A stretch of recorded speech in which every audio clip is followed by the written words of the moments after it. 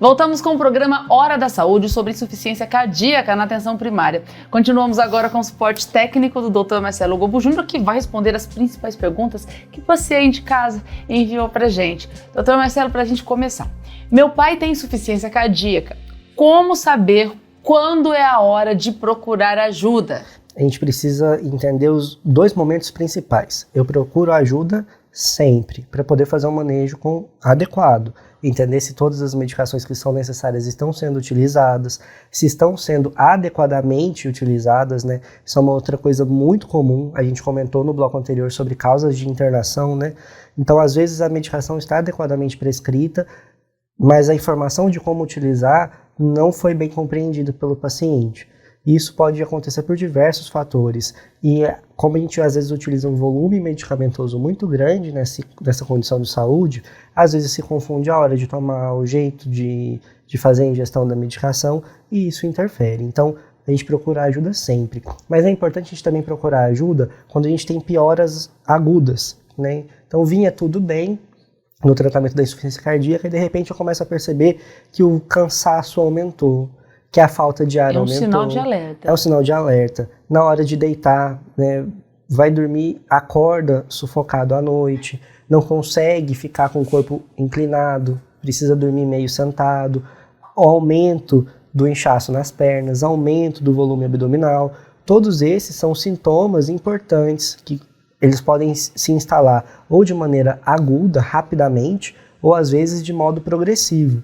Então, independente de como se instala esse sintoma, a hora que eu percebo é hora de procurar ajuda para poder fazer um ajuste da terapêutica. Marcelo, você falou sobre vários sintomas, assim, que do meu modo de ver as coisas, parece que são todos muito sérios. Mas tem algum que seja, assim, aquele mais perigoso? Olha, tá com esse sintoma, é hora de correr, assim, principalmente. A falta de ar é um grande sintoma e muito importante de se manejar na insuficiência cardíaca. Geralmente, quando você tem falta de ar, isso pode estar associado ao aumento de líquido dentro do pulmão, né? E junto com a falta de ar pode vir uma taquicardia associada, o esforço metabólico ele vai aumentando, né? Então a gente não deve esperar para procurar ajuda quando isso vai acontecendo, né? E aí a falta de ar, ela também tem sintomas de gradação, né? Eu posso ter uma falta de ar pequena para poder caminhar 100 metros, 200 metros, como eu posso ter falta de ar para tomar banho, como eu posso ter falta de ar no repouso, como eu posso ter falta de ar pelo simples fato de me deitar, né? Então, eu preciso entender como que é essa falta de ar, mas independente da situação, procurar ajuda, ter uma avaliação adequada, para daí fazer o ajuste, utilizar as medicações adequadas. Uma outra dúvida, Marcelo, enviada pelo telespectador. A insuficiência cardíaca pode causar outras doenças? Pode. Então, uma questão que está relacionada à insuficiência cardíaca é a incapacidade do sangue chegar à periferia. Isso pode gerar lesões renais, por exemplo. Então, o sangue não entra dentro do rim e aí, com isso, não tem uma adequada oxigenação. O sangue pode não chegar em diversas outras partes. E isso pode gerar outras doenças, outros sintomas, outras complicações. O quadro da insuficiência cardíaca é um quadro que acomete vários órgãos e sistemas de diversos modos diferentes, justamente porque o sangue para de chegar adequadamente na periferia. Eu preciso tratar adequadamente por essa razão. E aí, claro, quando você tem uma doença renal crônica instalada e um quadro de insuficiência cardíaca junto, isso vai se agravando, vai se somando. Não é que uma doença e a outra estão totalmente dissociadas e com tratamentos separados. Às vezes a relação entre uma descompensação da doença renal leva a uma insuficiência cardíaca, ou a descompensação da insuficiência cardíaca e vice-versa, porque são órgãos que estão intimamente relacionados. Uma outra dúvida aqui enviada. Quais as principais medidas que não envolvem remédios para o cuidado da insuficiência cardíaca? Entre as principais medidas, a gente vai ter um controle da quantidade de líquidos que são ingeridos. Isso vai variar, né, essa liberação da quantidade de líquido em relação à compensação ou não. Quanto mais compensado o paciente, mais fácil de você abrir mão e flexibilizar um pouco do volume ingerido. Mas também vai depender do tipo de insuficiência cardíaca que está instalado, o que levou a essa insuficiência cardíaca, se tem doença renal associada ou não. Tudo isso é um fator muito importante. Outra coisa que é essencial é a questão da restrição da ingesta de sal. Isso, independente do tipo de insuficiência cardíaca, é um fator muito importante, porque a regulação da nossa pressão arterial, por exemplo, ela está intimamente ligada à ingesta de sal. E não a ingesta de sal de modo agudo, mas a ingesta de sal de modo crônico, todos os dias. Isso envolve a maneira como o controle da sinalização neuroendócrina acontece, de como os mecanismos daquilo que é de sinalização que o rim libera para poder fazer o controle da pressão arterial pode gerar, inclusive em relação à vasodilatação e vasoconstrição. Então eu preciso fazer um controle muito rigoroso da ingesta de sal para poder manter a insuficiência cardíaca bem compensada. Uma outra questão que envolve é a atenção à ingesta do potássio, que é outro tipo de mineral que está envolvido no controle da vasodilatação, da função renal e que às vezes pode gerar descompensação da insuficiência cardíaca. Então uma ingesta que seja pobre em potássio. E o que tem potássio? As folhas verde escuro. Também preciso me atentar no caso do paciente que tem insuficiência cardíaca e doença renal crônica. Porque aí nesse caso... A banana também tem potássio? Sim, mas as fontes com maior quantidade de potássio são as folhas verde escuro, como brócolis, couve. Mas eu preciso tomar cuidado com isso no paciente que tem doença renal crônica. Nesse paciente, o que vai acontecer é que às vezes eu preciso fazer um controle mais rigoroso do volume de ingesta de potássio e, claro, o paciente que usa anticoagulante. Dependendo do tipo de anticoagulante que eu uso, eu também preciso me atentar com a quantidade da ingesta de potássio que eu tenho que fazer em relação à restrição dela, né? Então é muito importante isso, e são condições que às vezes andam juntas, né? Às vezes a causa da insuficiência cardíaca envolve uma arritmia, por exemplo, e que dentro do plano de cuidado vai envolver a utilização de um anticoagulante. Preciso me atentar a essa questão da ingestão de potássio também, a depender do anticoagulante que a pessoa utiliza. Além disso, a atividade física é fundamental para o manejo do paciente na insuficiência cardíaca e que não vai envolver medicamento. Então, precisa ser uma atividade física supervisionada, justamente por conta da questão da intensidade do esforço cardiovascular. Eu preciso fazer essa adaptação progressiva. A gente gosta de recomendar a atividade física para o paciente que tem insuficiência cardíaca justamente por conta do benefício que isso traz para a qualidade de vida do paciente, mas a maneira como a gente vai fazer isso, ela precisa ser muito bem pensada. Eu não posso sair correndo uma maratona assim que eu acabei de sair de uma internação hospitalar, por exemplo, por conta de um infarto que vai resultar em insuficiência cardíaca. Preciso fazer isso de modo progressivo, treinar o meu músculo cardíaco novamente para conseguir ter esforços, né? E a gente faz isso para o paciente poder melhorar a sua performance, seu status, e faz parte do plano de cuidado dele a atividade física. Marcelo, então, só para a gente deixar claro, os cuidados com a dieta podem sim auxiliar no manejo da insuficiência cardíaca? Com certeza.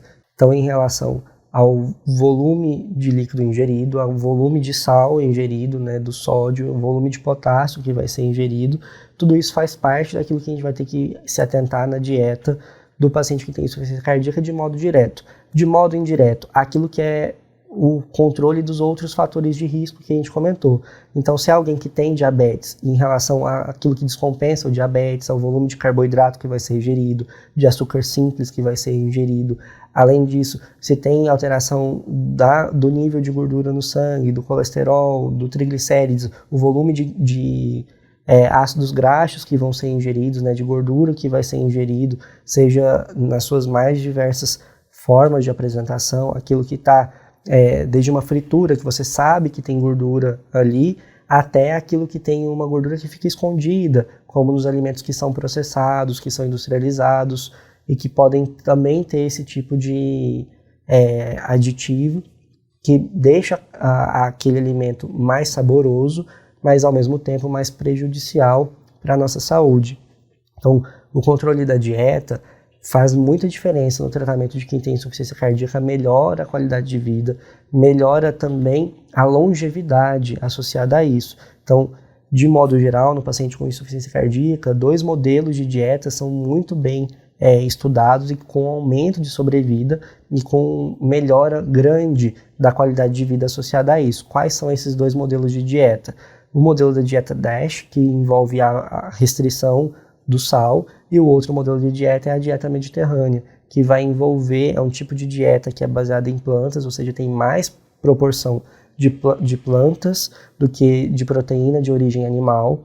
A proteína de origem animal, ela geralmente vem de carnes magras, que vão envolver desde o frango ao peixe, e também tem uma alta concentração de gorduras que são protetoras, gorduras boas, que vêm de sementes e grãos como a soja, como a lentilha, como a linhaça, e que vão ter uma alta ingestão de gordura boa que vem do azeite também, das castanhas de modo geral, e que são protetoras para o nosso sistema cardiovascular e que tem uma propriedade anti-inflamatória, antioxidante muito alta, e que por isso protegem em relação ao adoecimento cardiovascular que está ligado à insuficiência cardíaca, tanto na ocorrência de um primeiro evento isquêmico, quanto na recorrência de um evento isquêmico, quando eu já tive um infarto e tenho a insuficiência cardíaca como consequência.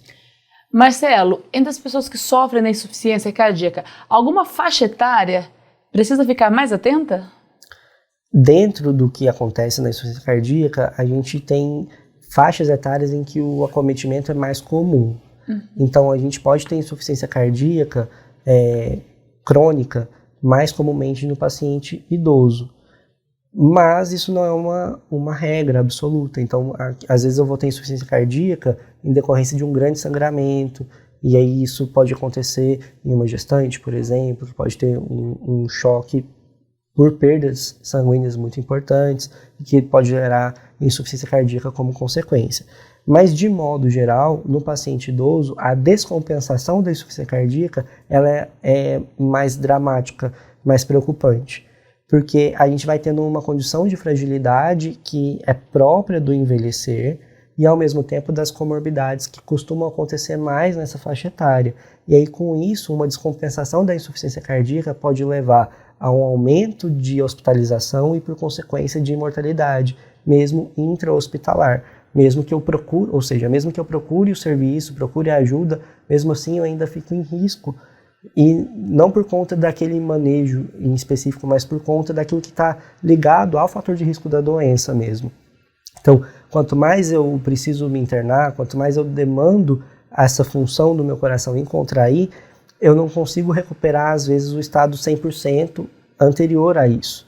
Então, se eu fui para uma internação hospitalar, às vezes eu não consigo me recuperar de modo adequado com o mesmo tipo de função cardíaca que eu tinha de quando eu internei. E com isso eu vou perdendo cada vez mais função e aumenta o meu risco de mortalidade em relação a isso. Então, nesse tipo de paciente, a gente precisa ficar muito atento a essas questões. Então, para quem está nos assistindo, ficar muito preocupado em relação ao controle adequado da minha medicação, ao controle não farmacológico, que vai envolver a questão da ingesta hídrica, que vai envolver o controle nutricional adequado, atividade física, um acompanhamento regular e conhecer os sinais de alarmes da minha condição de saúde, para saber quando procurar ajuda e não esperar a complicação aparecer para daí procurar o auxílio médico. Marcelo, quero agradecer mais uma vez por nos ajudar tanto aqui nesse programa, falando hoje sobre insuficiência cardíaca. Obrigada. É sempre um prazer, Glaucia, poder levar informação de qualidade para você que está aí em casa nos assistindo. E você aí de casa já sabe, né? Perdeu alguma parte desse programa, quer assistir de novo, quer compartilhar com alguém que precisa saber mais sobre insuficiência cardíaca? Vai lá, youtube.com/Hospital de Amor. A gente se encontra no próximo Hora da Saúde. Até mais!